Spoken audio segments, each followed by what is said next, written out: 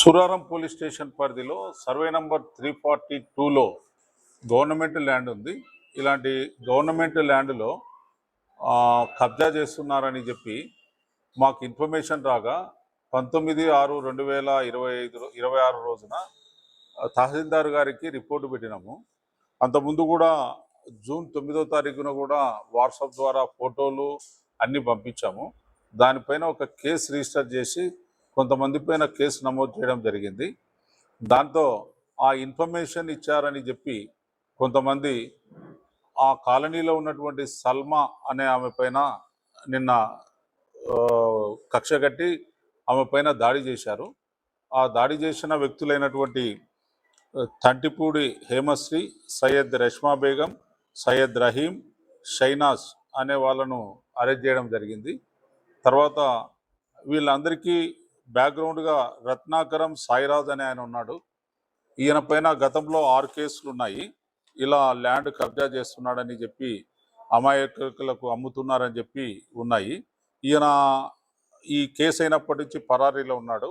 ఈయన కూడా అరెస్ట్ చేసి కోర్టులో పెట్టబడుతుంది. ఈ నలుగురిని అరెస్ట్ చేసి ఈరోజు కోర్టులో ప్రొడ్యూస్ చేస్తున్నాము. మెయిన్ మీ ద్వారా అక్కడ ఉన్నటువంటి అమాయకులందరికీ మా రిక్వెస్ట్ ఏంటి అంటే, సర్వే నంబర్ 342 అనేది 100% గవర్నమెంట్ ల్యాండు. అందులో కొంతమంది వేరే ఏరియాలో సర్వే నంబర్లు చూపించి సర్వే నంబర్ 342లో 40 గజాలు, 50 గజాలు, 60 గజాలలో చిన్న చిన్న రూములు కట్టి ఎక్కడ నుంచో వలస వచ్చిన వారికి అమ్ముతున్నారు.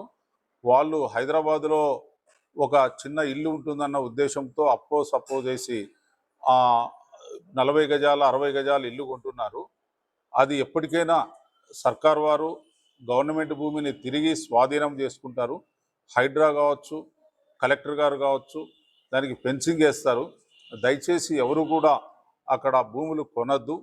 ఆ భూములు ఎవరైనా మీ దగ్గరికి అమ్ముతామని వస్తే తహసీల్దార్ గారికి కానీ పోలీస్ స్టేషన్కి కానీ కంప్లైంట్ ఇవ్వవలసిందిగా మీ ద్వారా అందరికీ మేము మనవి చేస్తున్నాం.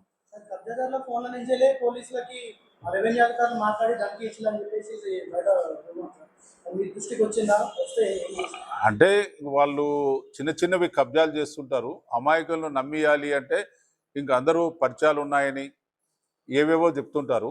మేము కలెక్టర్ గారికి లెటర్ రాశాము. నేను కూడా అడిషనల్ కలెక్టరు, ఆర్డీఓ, కలెక్టర్ గారికి నేను కూడా ఫోన్లో మాట్లాడాను. మా డీసీపీ సార్ కూడా మాట్లాడారు.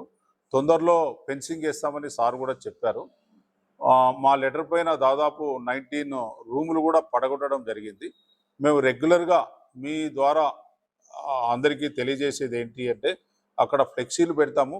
ఇలాంటివి ఎవరూ దయచేసి కొనద్దు, నష్టపోవద్దు. ఎవరైనా అమ్మడానికి వస్తే మా నోటీస్కి తెస్తే వాళ్ళని రిమాండ్ చేయబడుతుంది. ఇప్పుడు ఈ సాయిరాజు పైన మేము షీట్ కూడా ఓపెన్ చేస్తున్నాము. భూ కబ్జా షీట్ కూడా ఓపెన్ చేస్తున్నాము. ఈ అమ్మాయి హేమశ్రీ పైన కూడా ఇంత మునుపు 5 కేసులు ఉన్నాయి. ఇది 6వ కేసు. చట్ట ప్రకారంగా వీళ్ళందరిపైన కేసు కట్టి ఛార్జ్షీట్ ఫైల్ చేయబడుతుంది.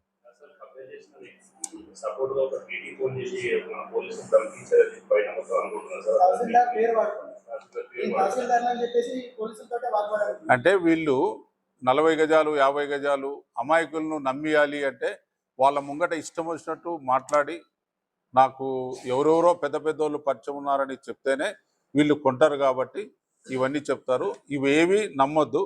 100కు ఫోన్ చేస్తే